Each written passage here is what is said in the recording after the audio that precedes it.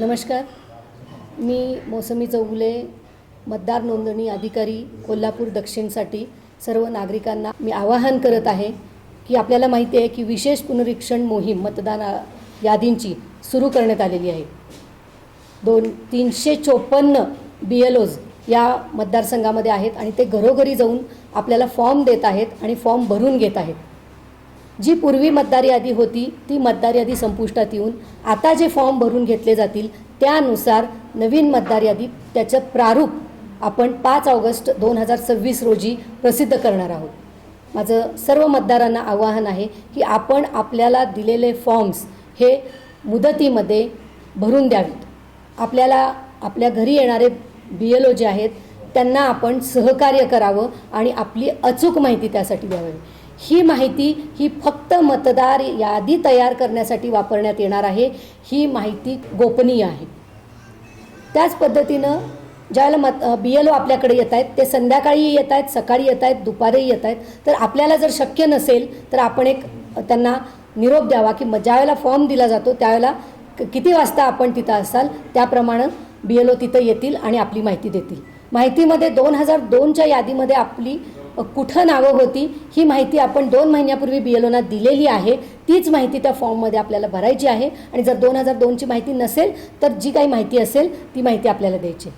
जर एक जरी माहिती याच्यामध्ये आपण दिली नाही एखादा तर त्याच्यामध्ये फॉर्म भरता येत नाही, कारण हा फॉर्म स्कॅन केला जातो, त्याचं डिजिटायझेशन केलं जातं आणि मग त्याच्या अभावी जर मतदार यादीमध्ये नाव नाही आलं तर मग त्याला आपण माहिती दिली नाही असं जबाबदारी होते. म्हणून माझी विनंती आहे सर्वांना की आपल्याला विचारलेल्या प्रश्नांची किंवा आपल्याला जो फॉर्म दिलेला आहे ती सर्व माहिती आपण आमच्या BLOना द्यावी.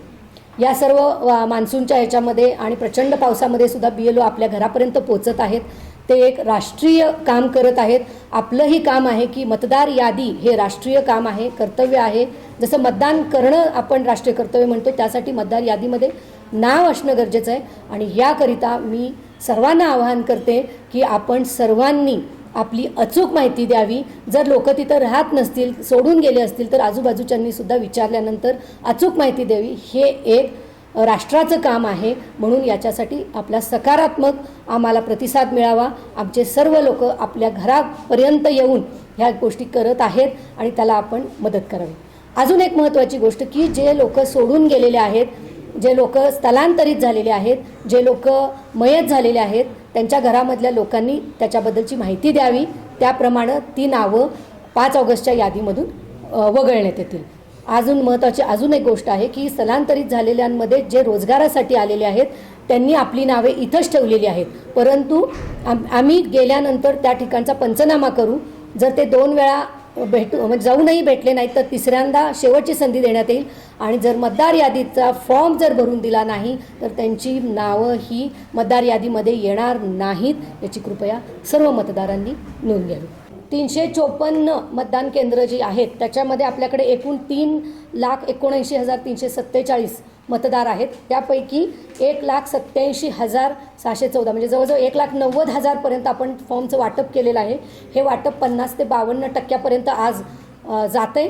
परंतु डिजिटायझेशन म्हणजे मतदारांनी माहिती दिल्यानंतर परत त्याचं डिजिटायझेशनचं जे काम आहे ते माहिती न मिळाल्यामुळं वाढवण्याची आवश्यकता आहे आणि त्याच्यासाठी मतदारांनी अचूक माहिती द्यावी. त्याचप्रमाणे मतदारांनी कोणतंही अनावश्यक भीती बाळगू नये. मगाशी मी म्हटले की माहिती ही गोपनीय राहणार आहे. कुठली भीती बाळगायचं काम नाही, खरी माहिती मतदारांनी द्या.